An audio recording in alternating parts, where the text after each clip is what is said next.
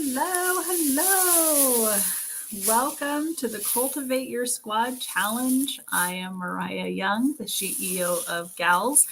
And before we get started and you guys hop in, I'm going to go ahead and just double check that we are on and live in our page.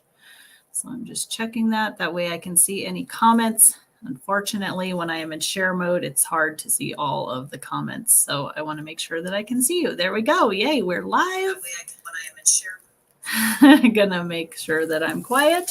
And yay, okay. Well, welcome back, guys. Welcome back. All right. So we are on day 3 of the Cultivate Your Squad Challenge. And I won't lie.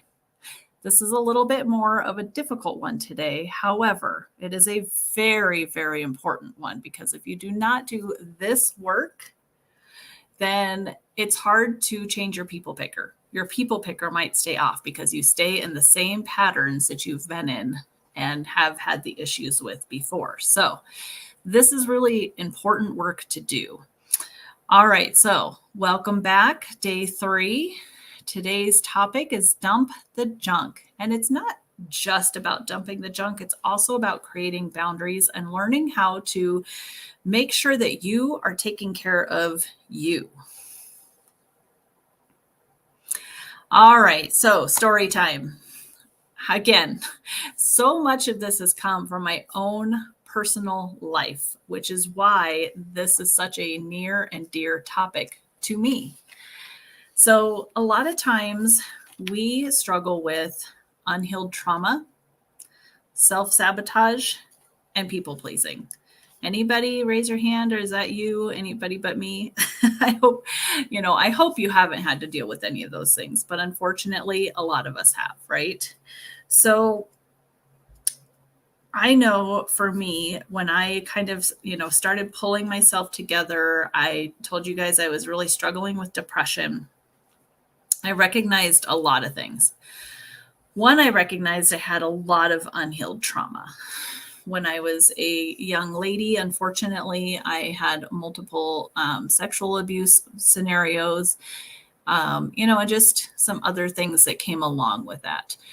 Decisions that I made even that were just dumb. They had consequences. They were difficult. And so that led to a lot of, trauma, a lot of PTSD, a lot of things that I felt uncomfortable, unconfident. It just led to a lot of different things. So by the time I got to this point in my, I'm pretty sure it was my late 20s. Again, I got to look at the dates. I've been sharing about this so long that at this point, I'm like, I'm pretty sure my dates are off. But by the time I got to that point, I was self-sabotaging myself all the time. I mentioned on the last video that, a lot of it came because I was in my weight loss, program, and I realized that I was self-sabotaging. I wasn't actually accomplishing things. And while I'm a super capable woman and I can do a lot of things, and I clearly was in leadership roles and in places where people saw my value, I had a hard time valuing myself. I wasn't having, the same self-worth that I saw a lot of other people seem to have. I don't know if they did or not, but that's what I perceived. Also, I became a major people pleaser. I wanted everybody to like me. And while, of course, I still want everybody to like me, I at least recognize these days that, you know what, they don't like me. That's okay. It's not really about me. But I really got to a point where I did everything for everybody else, which is what we talked about yesterday in the exploring. But a lot of this had to do with my story, with my, unhealed traumas that I had been dealing with for such a long time. Once I started to do this work, I started to explore who I was. I started finding things that I enjoyed. And I'd love to say one came before the other. It kind of was a mishmash of processes. It didn't all just happen at once. It wasn't like I did this, then I did this, then I did this. No, it's more like this, and maybe a little bit of this. I look like I'm doing a funky dance. But seriously, that's kind of what it was like. Okay.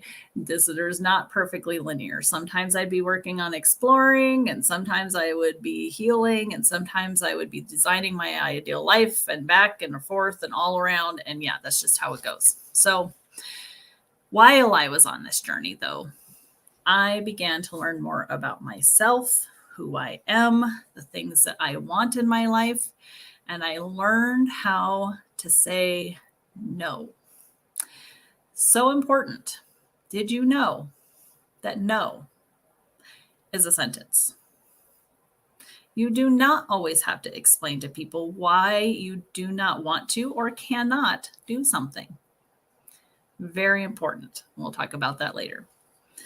So I want to remind you, so I have been there. If you guys are there, I have so been there. That is why I am teaching this, because I want you to be able to start to have the life that you want. And I will tell you, while you hear about all of this struggle, and while I am definitely not perfect, we have things that we're working on in our life to, refine and get better.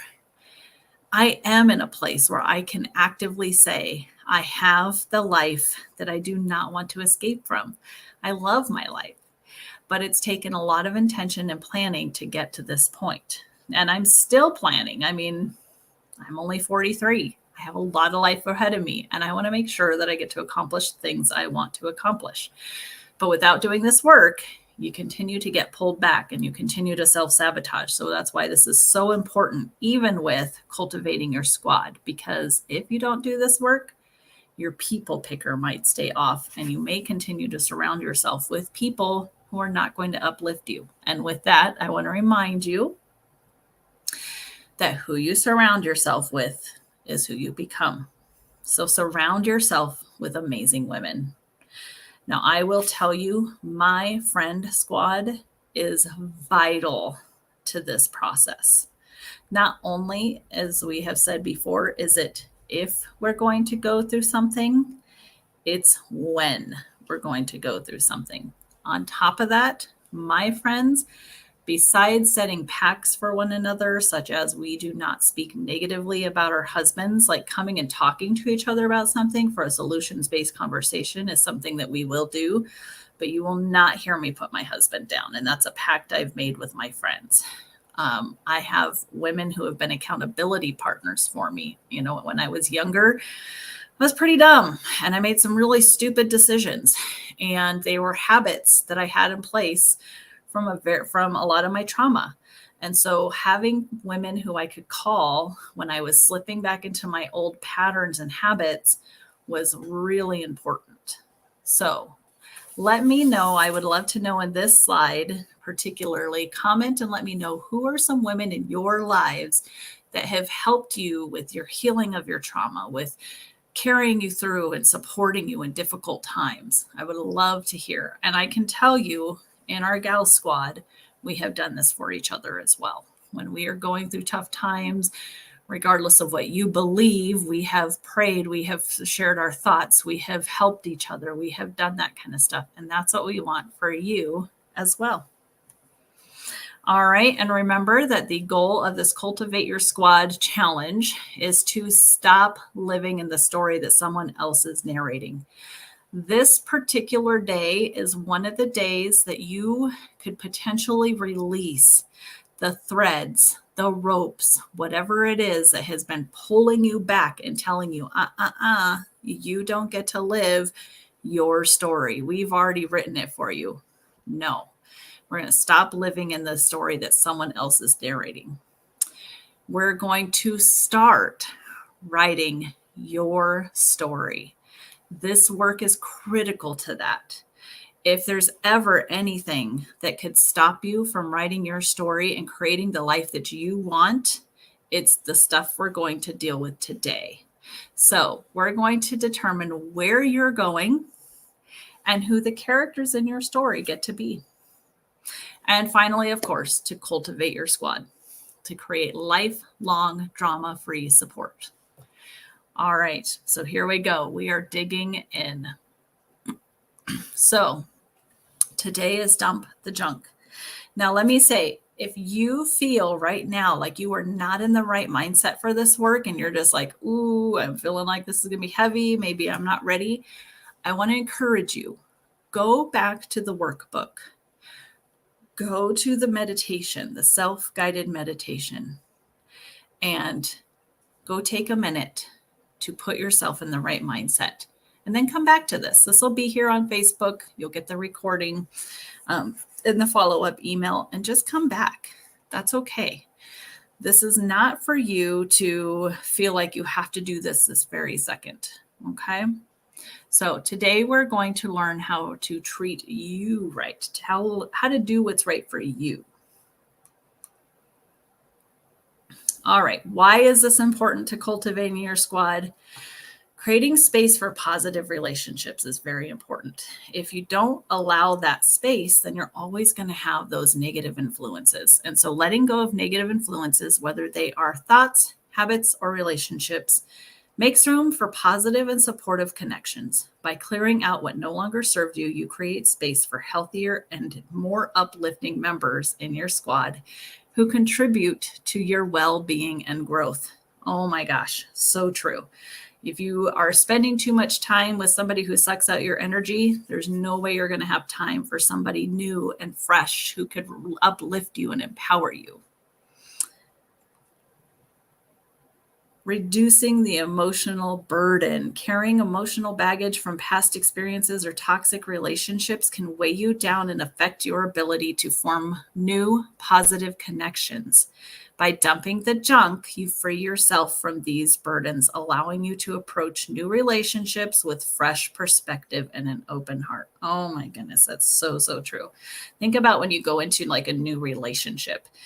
A lot of times, if you haven't dealt with some of the stuff from your past relationship, you're just bringing that, what we call baggage, into the new relationship. We don't want that. Enhancing self-worth and boundaries. What the heck? I swear I have changed this video multiple times and it's the same one again. Oh, well. Releasing negative. Yeah, this is actually not even the right one. Okay, we're just going to skip this one. I totally changed it. I don't know what's happening here. All right. We're going to also talk about forgiveness today. And we do have workbook pages, but I kind of want to get through this content before we do this. It is important to make sure that you are dumping the junk, to create boundaries, to know who you are, to allow yourself space for freshness. It is also important to practice forgiveness. Now, forgiveness is something I personally believe as a society we've kind of forgotten about a little bit. Sometimes it's because we tend to put forgiveness with like a church-based teaching or religious teaching. And the truth is, it's not really about that. The truth is, it's about you. This is very important for you. When you are holding on to grudges or you're holding on to anger, a lot of times, first off, that person is no longer even thinking about that. Like maybe there's somebody who's wronged you and you're angry, you're holding a grudge, you're just so like frustrated. You are the one holding on to that stress, not them. They may have forgotten. They might not even have known they've offended you. I don't know what their scenario is, but the likelihood is it's a lot like you holding on to poison from somebody else's thing that they did, and they are free of it, but you're not. So forgiveness is all actually for you, not for anyone else. And when you practice forgiveness, you allow yourself to have emotional freedom, improved mental and physical health, and enhanced relationships and personal growth. Have you ever hung out with somebody who you could tell has not forgiven someone? It's very, very clear. They tend to talk about the same thing 10,000 times. You can tell they're always stressed out. They're probably somebody who wants to gossip about that person and what they're doing all the time. And I'm not going to lie and say I'm perfect at this. I'm not. There are definitely times when there's somebody who has, wronged me in my life and I see something happening in their life and I want to talk about it. I'm not perfect at this either, but guess what? When I'm doing that, I'm holding myself back, not them. They don't even know. So it has been proven also that when you hold that kind of stress, when you hold a grudge, your levels of stress, anxiety, and depression are heightened. So it can improve physical health by reducing blood pressure and boosting your immune system. Letting go of grudges can enhance your overall well being. So this is really, really important for so many reasons. So not only is it good to forgive others, but it's also really important to forgive yourself. Now, here's one of the reasons I do believe that people don't forgive, and I think it's a misunderstanding of what forgiveness actually is.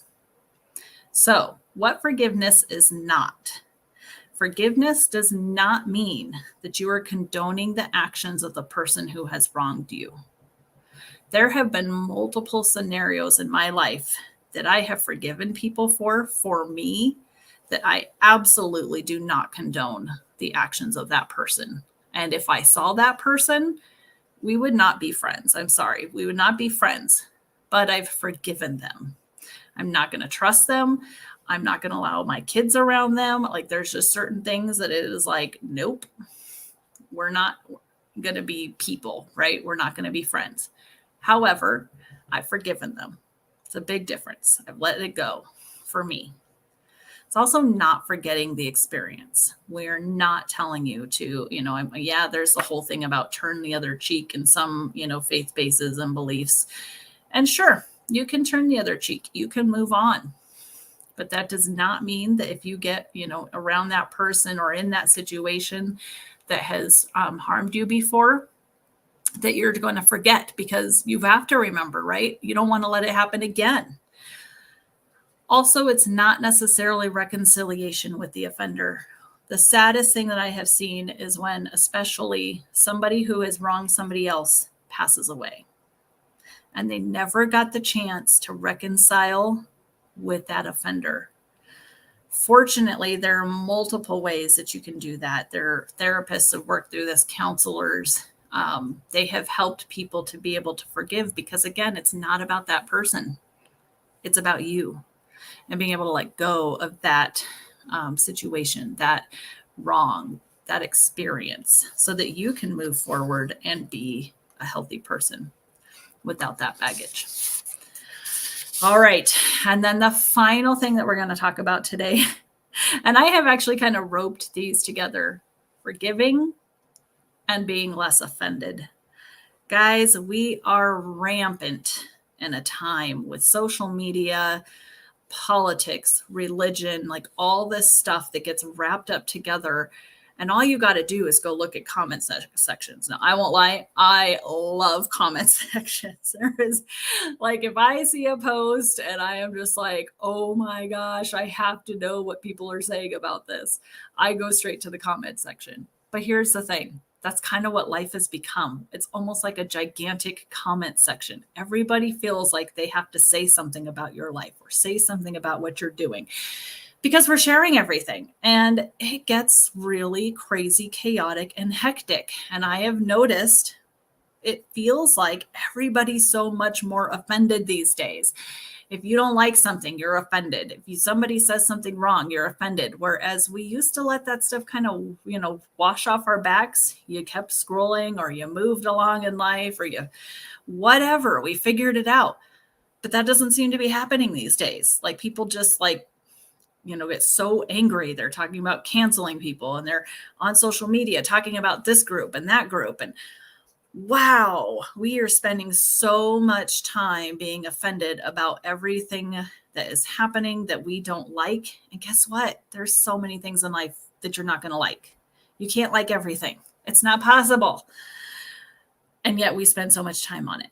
So here are some things that you can do in your life to be less offended. 1, cultivate empathy and understanding. You are not going to agree with everything that everyone says. In fact, you might get offended by what somebody says. I've been there. I have definitely been offended by what people have said. And yes, it hurts for a little bit. But if you never let it go, you're just sitting in that. It's a lot like the forgiveness thing. We have to understand that people don't agree about everything. I used to think that. I thought everybody felt the same way that I did, thought the same way that I did.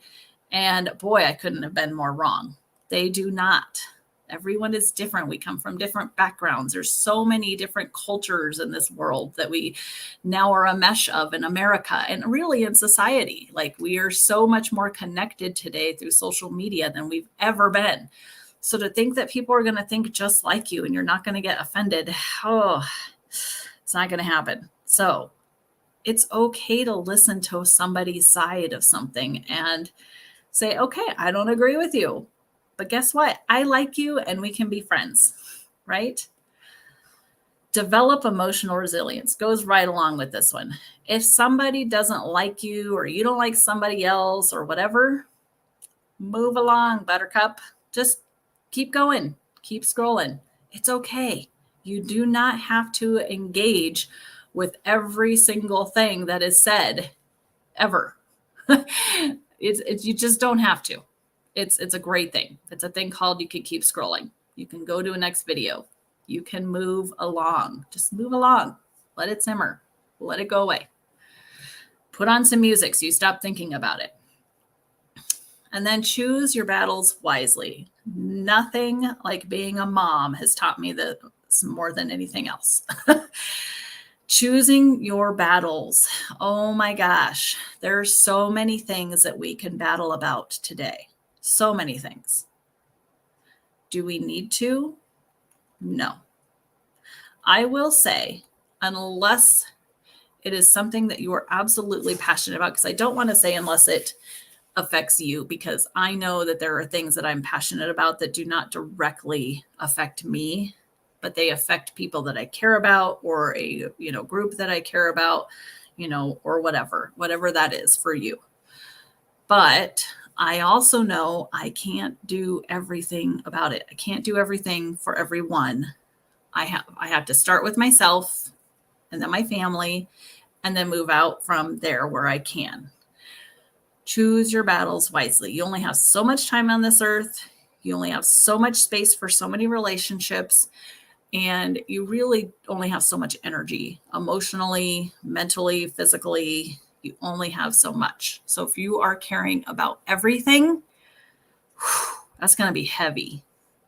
So those are just some tips. They're not all the tips. This is not an exhaustive list. There are more things that you could do to be less offended, but these are a really good starting place. All right. Whew. If you need help with these things, please reach out.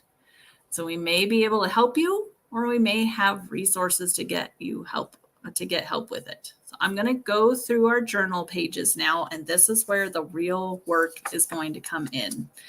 So get ready, strap on. This is going to be harder work, but here's a couple of cool things.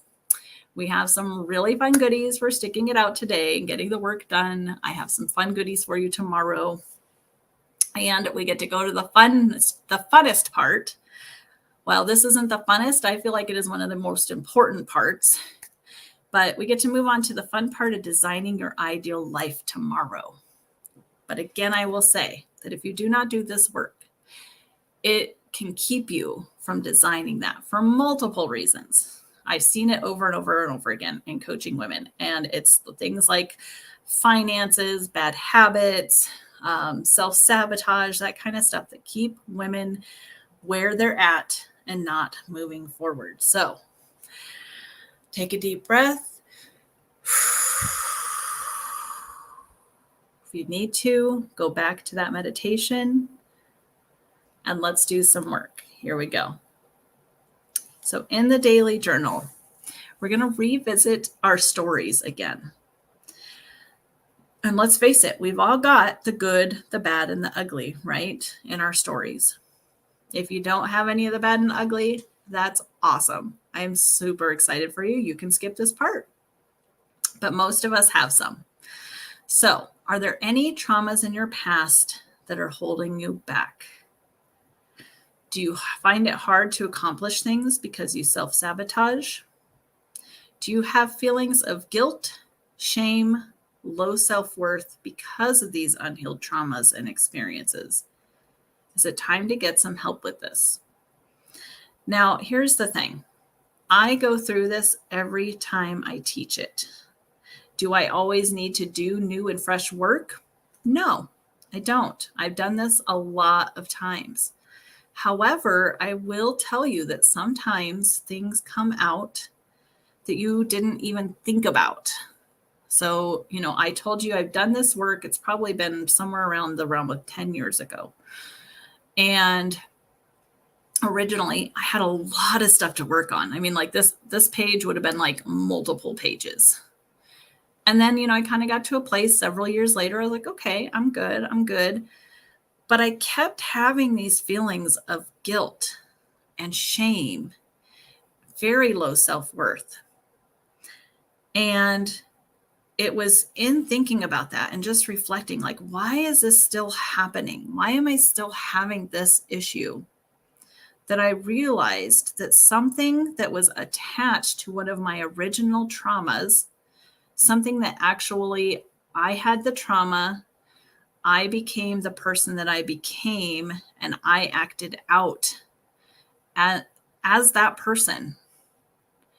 It was that kind of path where it wasn't actually the original direct trauma. It was the things I did because of the trauma that I recognized, oh my gosh, this wasn't even something I had ever spoken out loud. It wasn't even something, I knew it was there. I knew I had done those things, but I never connected it to the fact that I was still feeling so much shame, so much low self-worth. My confidence was shot. So it was very, very helpful for me to go through this work again and recognize, like, oh, okay, there's still something there. So even if you've done some of the work already, don't skip this part. Still go through it and just see, maybe, and write some of the stuff down that you've already healed for. You never know what could come out of it. What I will say, though, is if you've never done work on this and you answered yes to the above question and you've put some things down, I want you to think about what a plan can be for you to get some help. Who can you reach out to for this? My original plan when I first started dealing with this was we went and talked to my doctor. Then I also went and talked to my pastor at the time. I spoke with a really good dear friend who's an accountability partner of mine. So I reached out to some people who would be able to actually help me with this journey. Now, I will say not everybody can handle this kind of work. So don't just think that if you go to your best friend or your cousin or whatever, and you talk with this, that they're going to be able to help you heal. That is not necessarily what everyone is equipped to do. And I have seen people do this, and I've done it. And I never get healed. I just have to keep talking about it. And you will notice, people who get to their 60s, 70s, and other, older ages, and they're still talking about those same traumas. Now, I'm not saying we won't talk about these things, but you can tell they're still freshly hurt from these. It's very clear that they haven't ever done the healing. And it's just so important. Otherwise, you just carry it along. And I will tell you this quick little story. When my Nana was in the hospice, she was in memory care and then she was in hospice.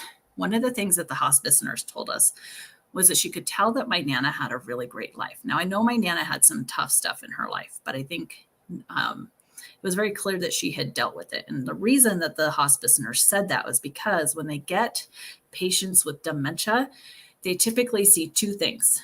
They either see super angry, mad, hitting, just all this unresolved stuff happening to these people. Now, they can be the nicest people, but then they go in and have, they have this issue.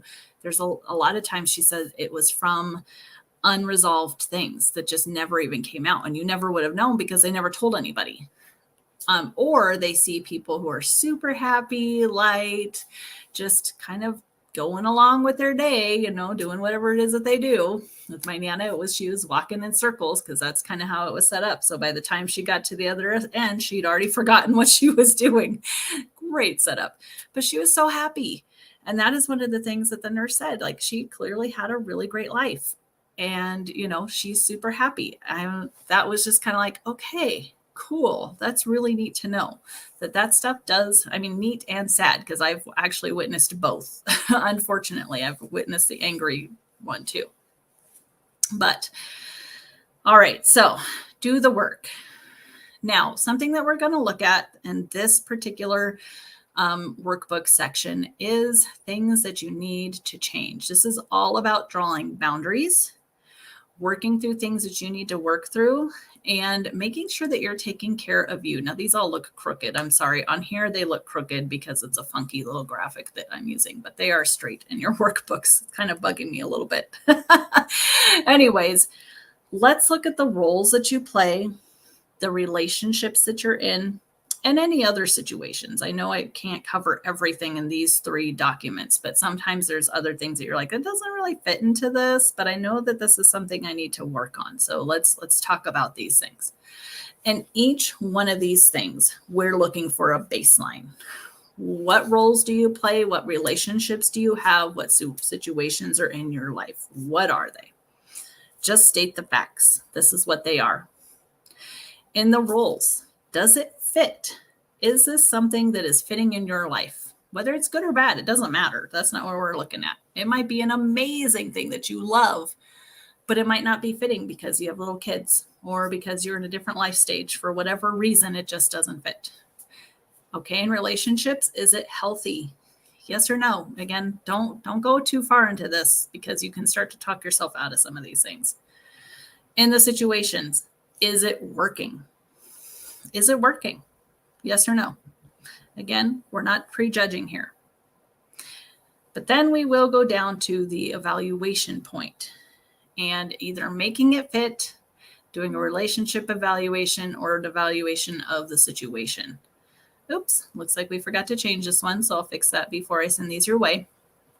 The role. What is the role? If you answered maybe or no, so what roles does it fit? And you said no, it doesn't fit, or maybe. If so, do you need to get rid of it? Or do you need to make some changes to it? Do you need to lower your commitment, etc.? For example, I've had several things that I've committed to and they worked for like a year, maybe 2 years. But then they got to the point where it's like, oh gosh, we're so busy. My kids are in sports, la da da. And I was running around like a chicken with my head cut off because I had these things I'd committed to, and having to actually go and say, you know what? I love this thing. I love it, but it does not fit anymore. Do I need to get rid of it? Sometimes, yes. Did I need to change it? Most of the times, that's usually what I did. Whether that was talking to a boss, talking to a leader, whatever, and saying, hey, I love this, but it's just not fitting. I need to make it fit. How do we make this fit for me? And then we'd have that conversation. If we can make it fit, we made it fit. If we couldn't make it fit, then we had to figure out what to do next. What's the next steps?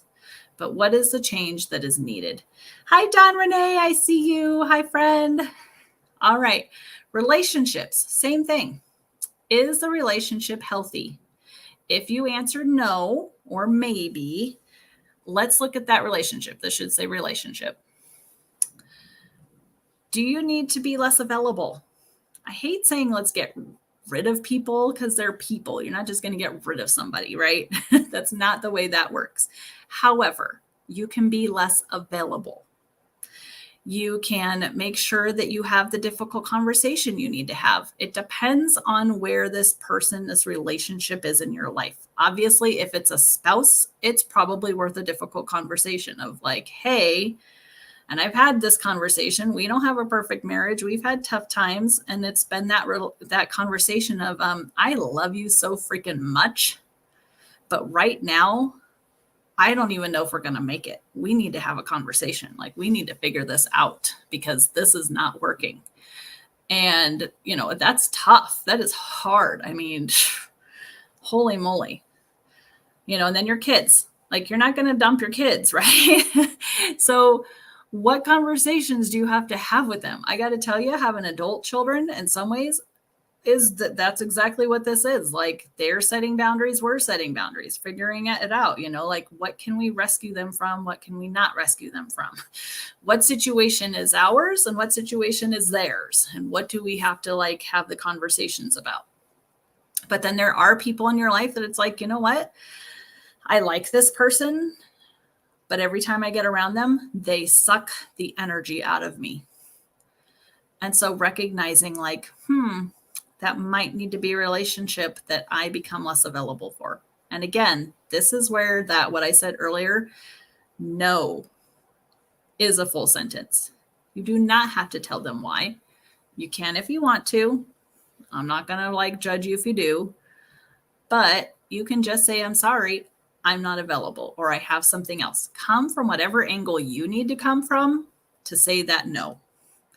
You can blame something else, someone else. My husband has had no problem being the bad guy in these scenarios. Just tell him I said no. Okay. Or I want you home or whatever. He doesn't usually care, but that's just something that he has allowed me to use him for. So there you go. Other situations, same thing.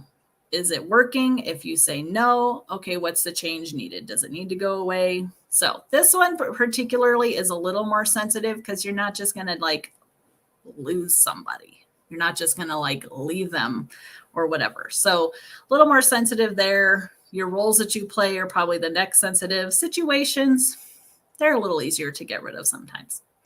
All right. I believe this is the final page. So forgiveness. And it looks like I need to get rid of some artwork to make it a little more printable. So see, again, we're doing this as we go. It's okay. Doesn't have to be perfect. Remember what we said. Forgiveness is an important practice. It releases you from carrying the toxicity of the situation that may have been tying you down with your emotional energy. So this is not about the other person, the experience. It's only about you. Remember, forgiveness is for you, and it does not mean that you condone the actions of the person you're forgiving, that you've forgotten what they did and let it happen again, or that you get reconciliation or closure. Sometimes this doesn't happen. Let it go for you. So sometimes we need to forgive others for things. Sometimes we need to forgive ourselves for things. I will be very honest here. I have a harder time sometimes forgiving myself more than I have for forgiving others. Anybody else? You feel that? Yeah, because it's easy to give others grace. Sometimes it's hard to give it to ourselves. So these workbook pages will be in the folder when, I'm going to send it out. I'll put it out in there before I send out the follow-up email for those of you who signed up. So it'll be in there when I send that out. So do this work. Reach out if you need help. You can message me in Facebook Messenger. I will make sure that I am checking those and not my VA. But do this work. I know it's kind of hard. Some of it is. But it is very important work. For anyone who's ever done this work or worked with me on this, this is the stuff that frees you to be who you are and then to go and live that amazing life that you wanted to live because you feel so free. It's amazing work. Okay. So do it because it's for you. It's for you. Okay. So we're going to have some fun. Let's make sure now that we've done all this hard work. Yay, you made it. Woohoo. Okay. Tomorrow will be much more fun. I promise. Today, our scavenger hunt is, do you have a favorite fancy pick? I think my fanciest pictures are me and my team at Verve in our sparkly jackets. So I will find a picture and put that there. But go ahead, and if you have any fancy pictures that you like, remember this was kind of on accident. We ended up doing the scavenger hunt the same time as this challenge. But you know what? It ties together because we're cultivating our squad. So if you have a fancy pick, let us celebrate you. Let us enjoy it with you. Go ahead and share it. We would love it. And you got to disinformation it, but it's worth it in the end. Yes. Yes, I agree. Yes. Thank you, Don. I love it. And all right, so this will be in the post for the follow-up. What was your aha moment from today's video? What is it that you need to work on, or was there something that popped up for you that you need, to do work on, that you need to heal, or you need to talk to somebody, or is there a boundary that you need to set? What was that for you? Now, tomorrow, like I said, we're going to have a lot more fun. We are going to be doing the Design Your Ideal Life work. So I have several goodies for you for that, for hanging out. You did it. You got through the hard stuff, but don't ignore the hard stuff, because it is the hard stuff that will allow you to move forward with the fun stuff. All right, guys, as we have said, cultivate that squad. Woohoo! And with pom-poms and love and pom-poms. We'll see you tomorrow. Have a great day. Bye.